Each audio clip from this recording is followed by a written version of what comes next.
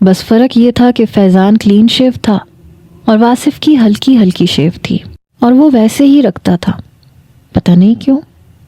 میں اس کے چہرے کو دیکھتے ہوئے واصف کے نقوش کو ڈھونڈ رہی تھی۔ مجھے بالکل احساس نہیں تھا جب اس نے ایک آنکھ کھول کے مجھے دیکھا۔ میں بری طرح سے گڑبڑا گئی۔ وہ مسکرانے لگا۔ میں اپنا رخ دوبارہ سے کھڑکی کی طرف موڑ چکی تھی، تبھی اس نے میرے ہاتھ پہ اپنا ہاتھ رکھا۔ کیا ہوا؟ تم مجھے جاگتے ہوئے بھی دیکھ سکتی ہو یشما۔ میں نے اپنا ہاتھ کھینچ کے اپنی گود میں رکھ لیا۔ میں نے کوئی جواب نہیں دیا۔ وہ سمجھ رہا تھا شاید میں اسے دیکھ رہی ہوں، لیکن میرے دل میں سے شاید واصف کی محبت کبھی کم ہوئی ہی نہیں تھی۔ اس کی ریجیکشن نے میرے دل میں اس کی محبت کو کم نہیں کیا تھا، اور اس بات کا احساس مجھے اس کے جانے کے بعد ہوا تھا کہ میرے دل میں وہ ابھی بھی اسی مقام پہ کھڑا ہے جہاں پہلے تھا۔ کچھ دیر بعد میں کھڑکی سے ہی اپنا سر ٹکا کے سو چکی تھی، اپنی سیٹ بھی پیچھے کر چکی تھی۔ کچھ دیر بعد مجھے لگا جیسے میرے کندھے پہ وزن سا پڑا ہو۔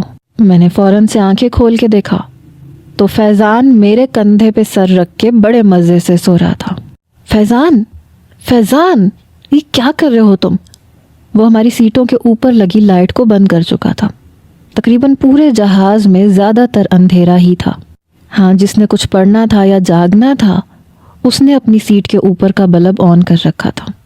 میں نے اسے 2-3 بار پکارا، لیکن وہ شاید گہری نیند میں تھا۔ اس کے ہلکے ہلکے خراٹوں کی آواز میرے کانوں میں گونج رہی تھی۔ مجھے الجھن بھی محسوس ہو رہی تھی۔ وہ میرے کندھے کو تکیہ سمجھ کے سو رہا تھا۔ میں نے کھڑکی کے ساتھ اپنا سر ٹکا لیا، لیکن اس کے خراٹوں کی ہلکی ہلکی آواز میرے کانوں میں گونج رہی تھی۔ میں نے اسے ذرا سا ہلایا۔ خدا کے لیے فیضان، اپنے خراٹوں کا اسپیکر کم کرو۔ نہ میں سو پا رہی تھی نہ میں جاگ پا رہی تھی۔ نیند سے آنکھیں بوجھل تھیں، لیکن نہ تو اس نے میرے کندھے سے سر ہٹایا اور نہ خراٹوں کا والیوم کم کیا۔ پتہ نہیں کب میری آنکھ لگ گئی۔ شاید میں بامشکل 1 گھنٹہ ہی سوئی تھی کہ پھر سے وہی منظر میری آنکھوں کے سامنے گھومنے لگا۔ تم مجھے معاف کر چکی تھی یشما۔ جب معاف کر دیا تھا تو پھر میرے ساتھ ایسے کیوں کیا؟ تم مجھے تھپڑ مار لیتی، میرا گریبان جھنجھوڑ لیتی، کچھ بھی کر لیتی، پر یہ نہ کرتی۔ میرا دل یکبارگی سے دھڑکنے لگا۔ اس کے دروازوں کی دستک دھک دھک کر کے میرے دل پہ ہو رہی تھی۔ پھر مومانی کے چیخنے کی آواز ہے۔ میری آنکھ ایک دم سے کھل گئی۔ میرا دل بہت زور زور سے دھڑک رہا تھا۔ حالانکہ اے سی کی کولنگ سے مجھے ٹھنڈ لگ رہی تھی، مگر میرا چہرہ پسینے سے بھر چکا تھا۔ مجھ پہ بدحواسی سوار ہونے لگی۔